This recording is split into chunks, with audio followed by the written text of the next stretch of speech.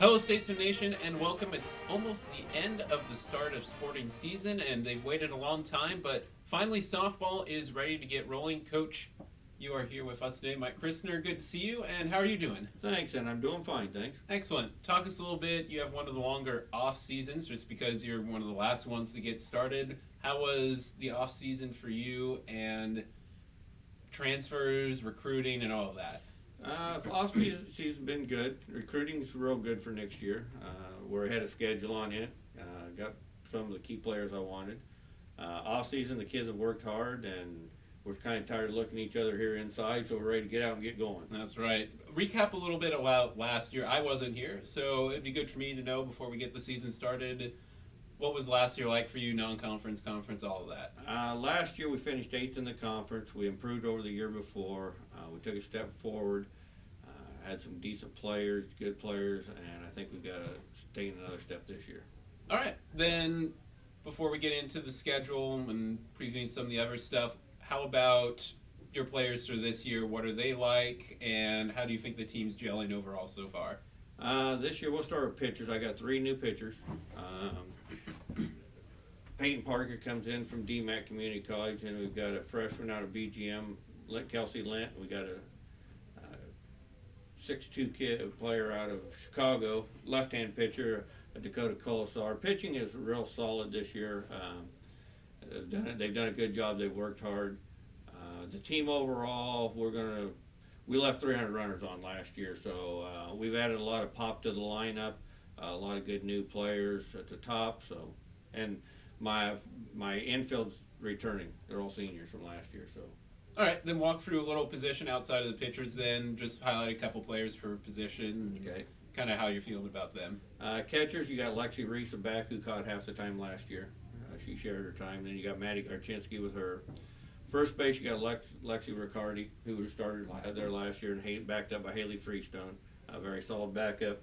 Second base, Sonia Reddy was all conference player at second.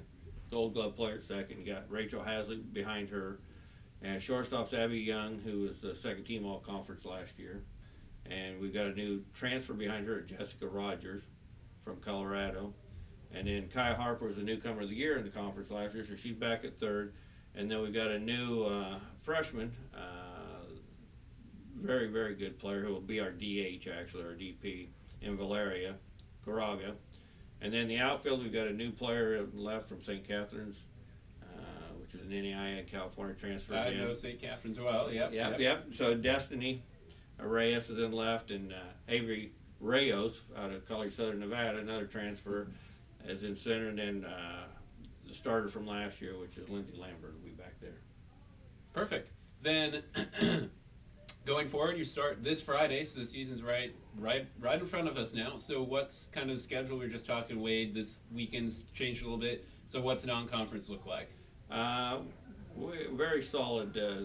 This weekend, the teams are a lot like us from last year. If you look at records, of course, you never know year to year, but very comparable, very solid. Cotty College is one we played this weekend. They were junior college 2 years ago and just become last year's the first year in NAI. And after this weekend, we go down to Lyon College and play them and Judson out of Chicago. Then we go to Florida for spring break and face pretty good Chicago area teams. Northern schools, but very solid, right. Top rated teams. Then moving on, once you get through non-conference, you get to Heart of America play. What's kind of the feeling, of course, with some of these other schools, how the standings, projecting, because we don't know everything, right, as you said, where everyone will kind of fall in and where we sit among those teams? The difference this year, everybody lost. The top pitchers in the conference are gone from last year. The top 3 or 4 are gone. So it'll be interesting what they fill in. Grandview's always tough. Baker's always tough. Central Method's always tough. Mount Mercy's been solid the last few years. So, but I feel like we can compete with every one of them with the group we've got here and the attitude and the resurgence of our offense. I think we can compete right with all of them. All right, and then when's your first home slate of games, and when can fans get out? Because I know it will. The winter's still here, so it's a little longer before there's sun and shine and lovely conditions to play softball around. But when can fans expect to get out and support? Well, the schedulers, have us on the road the whole month of March for conference and everything else, or our first 5 or 6 conference games. April 1st is our first home game. And then we have a bunch, about 8 or 9 home games in April. So Busy April. for some reason, I don't know how the schedule ended up that way, but we're on the road a lot. All right. There you go. Any final thoughts then on the upcoming season then? I think they'll be exciting to watch. We got some good players, and they're all excited to get going, and I can't wait for the season to start. Same here. Thanks so much, Coach. And Statesman Nation, hope you get out support softball. All information, statesmanathletics.com. And until then, Coach, see you soon out on the diamond. Thank you.